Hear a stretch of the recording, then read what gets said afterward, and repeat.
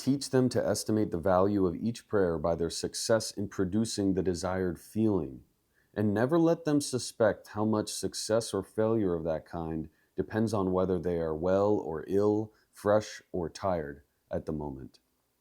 That was actually underlined by the person who owned this before me, so it was probably my granddad who underlined that. Maybe the person who owned it before him. That's one of those little nuggets I've found in the Screwtape Letters by C.S. Lewis. This is the second book I've read by C.S. Lewis. It's a really cool, fascinating fictional book about spirituality and Christianity. It's written from the perspective of a demon writing letters to his student demon who is trying to tempt a human during World War II and basically get him to go to hell. So it's really dark and morbid, but at the same time, it's kind of witty, and it's just full of really fascinating little nuggets. So I'm just going to go through and read a few uh, tiny passages that I really like in this book. When this book refers to the enemy, it's talking about God. This is one passage. It says, at bottom, he still believes he has run up a very favorable credit balance in the enemy's ledger by allowing himself to be converted, and thinks that he is showing great humility and condescension in going to church with these smug, commonplace neighbors at all. Keep him in that state of mind as long as you can. This is talking about the subject, the Christian that these demons are messing with. This Christian is going to church and judging everyone around him, and this demon's saying, keep him there where he's proud of himself just for going to church, and he's just stuck in a rut of judging the people around him.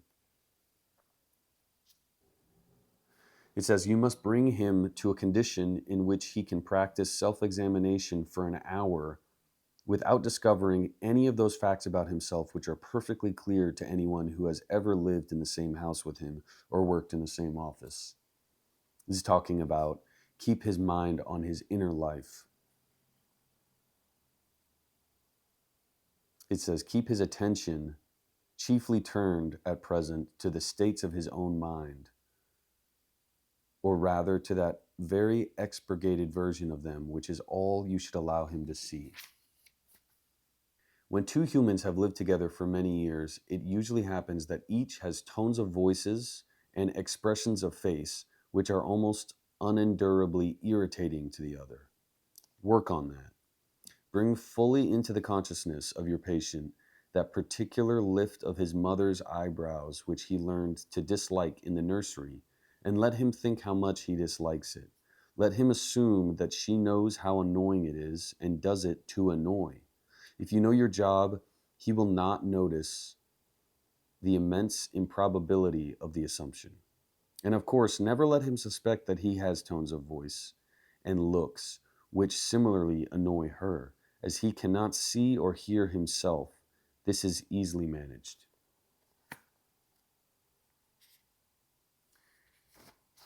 In his civilized life, domestic hatred usually expresses itself by saying things which would appear quite harmless on paper, but in such a voice or at such a moment that they are not far short of a blow in the face. To keep this game up, you and Glubose must see to it that each of these two fools has a sort of double standard. Your patient must demand that all his own utterances are to be taken at their face value and judged simply on the actual words, while at the same time judging all his mother's utterances with the fullest and most oversensitive interpretation of the tone and the context and the suspected intention. This is about prayer here. He's saying, the best thing where it is possible is to keep the patient from the serious intention of praying altogether. When the patient is an adult recently reconverted to the enemy's party, that's God's party, like your man, this is best done by encouraging him to remember, or to think he remembers, the parrot-like nature of his prayers in childhood. In reaction against that, he may be persuaded to aim at something entirely spontaneous, inward, informal, and unregularized. And what this will actually mean to a beginner will be an effort to produce in himself a vaguely devotional mood in which real concentration of will and intelligence have no part. One of their poets, Coleridge, has recorded that he did not pray with moving lips and bended knees, but merely composed his spirit to love and indulged a sense of supplication. That is exactly the sort of prayer we want. And since it bears a superficial resemblance to the prayer of silence as practiced by those who are very far advanced in the enemy's service, clever and lazy patients can be taken in by it for quite a long time. At the very least, they can be persuaded that the bodily position makes no difference to their prayers, for they constantly forget what you must always remember, that they are animals, and that whatever their bodies do affects their souls. It is funny how mortals always picture us as putting things into their minds. In reality, our best work is done by keeping things out.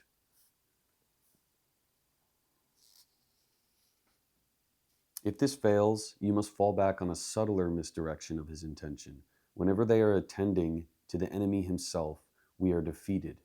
But there are ways of preventing them from doing so. The simplest is to turn their gaze away from him towards themselves. Keep them watching their own minds and trying to produce feelings thereby the action of their own wills. When they meant to ask him for charity, let them instead start trying to manufacture charitable feelings for themselves and not notice that this is what they are doing. When they meant to pray for courage, let them really be trying to feel brave.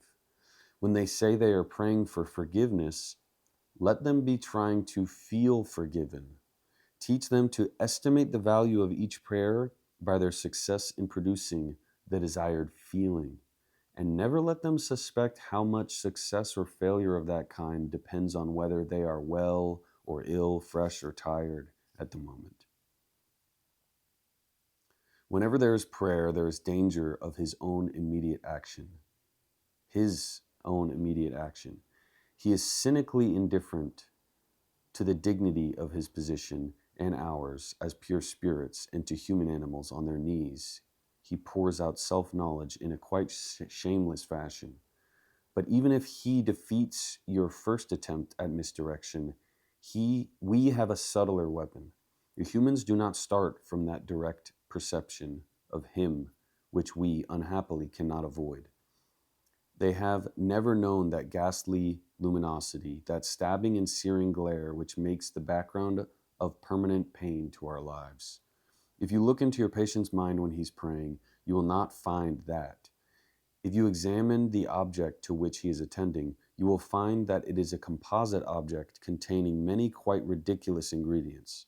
There will be images derived from pictures of the enemy as he appeared during the discreditable episode known as the Incarnation. There will be vaguer, perhaps quite savage and puerile images associated with the other two persons. There will even be some of his own reverence and of bodily sensations accompanying it, objectified and attributed to the object revered.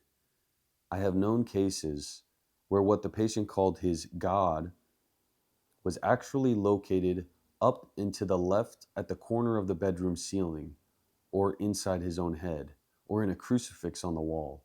But whatever the nature of the composite object, you must keep him praying to it, to the thing that he has made, not to the person who has made him.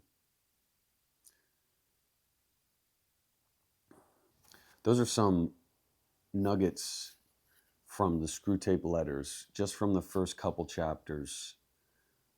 It is just full of really profound and clever looks at prayer and the spiritual life. I've learned a lot from this book, and I continually pick it up and just read little bits that I've underlined. Read through it twice in its entirety, and I'll probably go through it again soon and do like a full review of it. So pick up the Screwtape Letters by C.S. Lewis. if this stuff tickles your brain, if it makes you think, if it makes you look inward.